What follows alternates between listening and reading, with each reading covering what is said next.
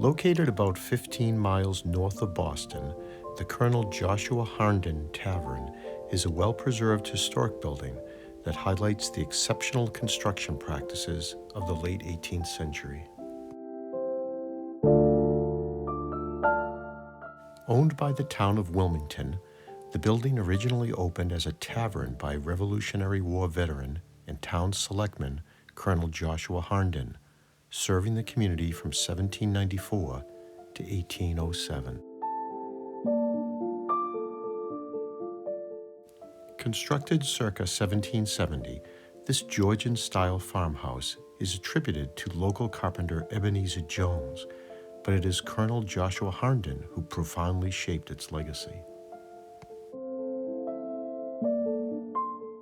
Starting in the mid-17th century, the General Court of Massachusetts encouraged towns to maintain a tavern or inn by imposing fines for not supporting such public and full-service accommodations.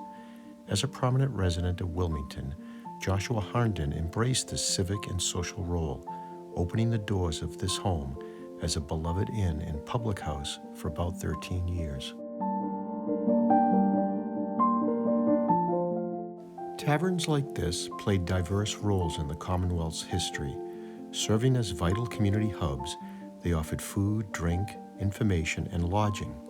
Visitors, both local and from afar, engaged in lively exchanges of news, games, and discussions, making them vibrant centers of social interaction.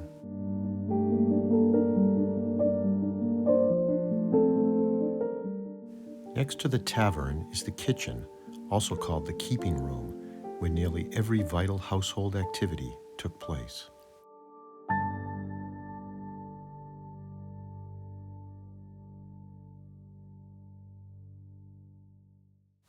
From cooking and candle making to spinning, weaving, and clothing production, this room was the hub of domestic life.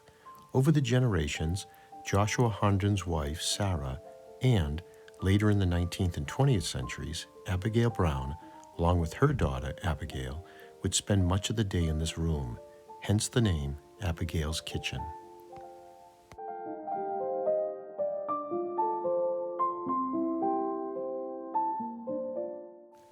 Colonial-era illnesses of the 1600s and 1700s were typically treated using folk medicine, with the sick person usually attributing the outcome of their recovery to God's will.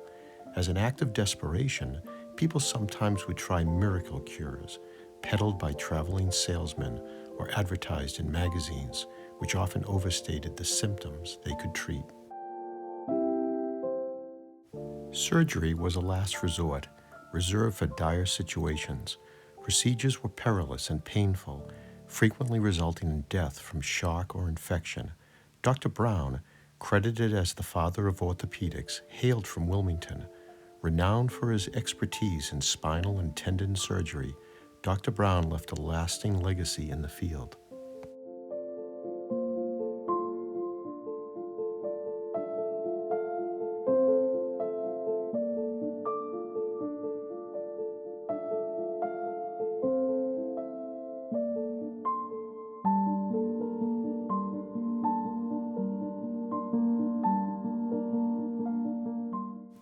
The next room in the house addresses the subject of clothing. Woolens and linens were the staple attire for most Americans during the 1800s. While men and boys handled the shearing of sheep and the harvesting of flax, women and girls took charge of the intricate processing stages. Spinning provided the heartbeat within every household, using skills often acquired from a young age. This task produced the essential thread for the weaver's loom, where fabrics took form. Weaving was less common and demanded specialized knowledge. Households often engaged in barter systems, trading goods or services with neighbors to complete this crucial step.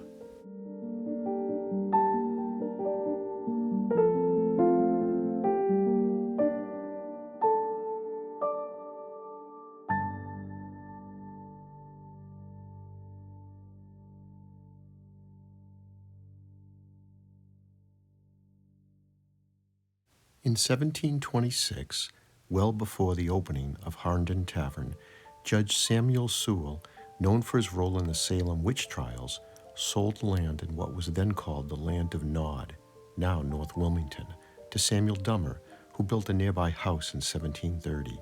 Sewell was the only one of the three judges to publicly recant his role in the infamous 1692 witch trials. As one of the first residents of this house, Joshua Harnden was a Revolutionary War veteran and town delegate. He also participated in the 1779 convention that created the Massachusetts state constitution. In 1793, he became a town selectman and later agreed to allow his home to be used as a public tavern. Unfortunately, limited records and information about his wife, Sarah, have surfaced. As you make your way to the front hallway and up to the second floor, pause to consider the role of the Brown family. Dr. Silas Brown and his wife Abigail W. Hughes bought this property in 1818.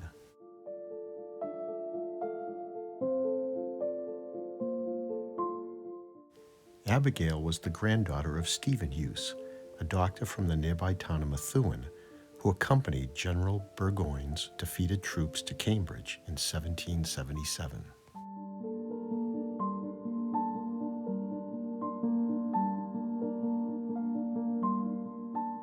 The Browns, along with their 8 children, lived self-sufficiently. Silas managed the farm and gradually expanded his medical practice, later serving as town clerk and selectman.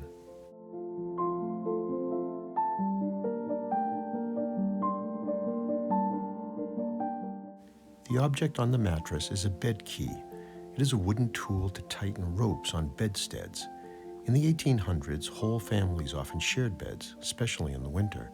The key stretched out the ropes that supported the mattress. Tightening ropes was a weekly task. Rope beds were invented in the 16th century and quickly fell out of fashion with the invention of the coil spring mattress in 1865. Silas Brown Jr., who never married, remained on the farm throughout his life. A talented musician, he later served as the Congregational Church organist. After Dr. Brown's death, the house was divided between Silas Jr. and Abigail, who lived in their parents' household throughout their lives. Financial challenges led them to rent out rooms.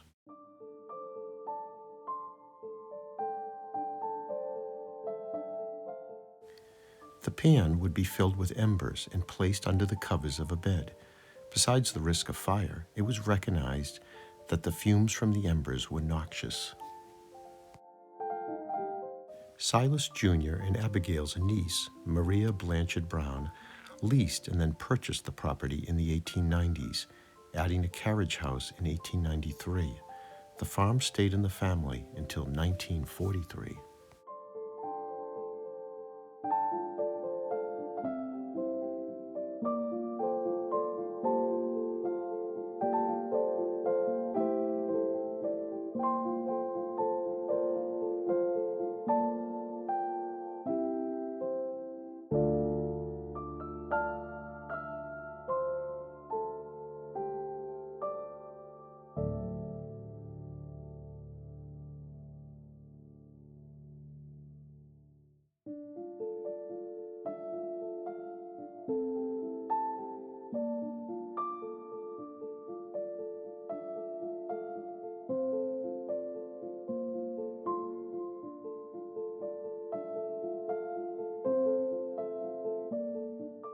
Dr. Charles Rounds, a practicing dentist, moved to this house in 1948 with his wife, Alma Hildebrandt, and raised 2 children, Beverly and Charles Jr.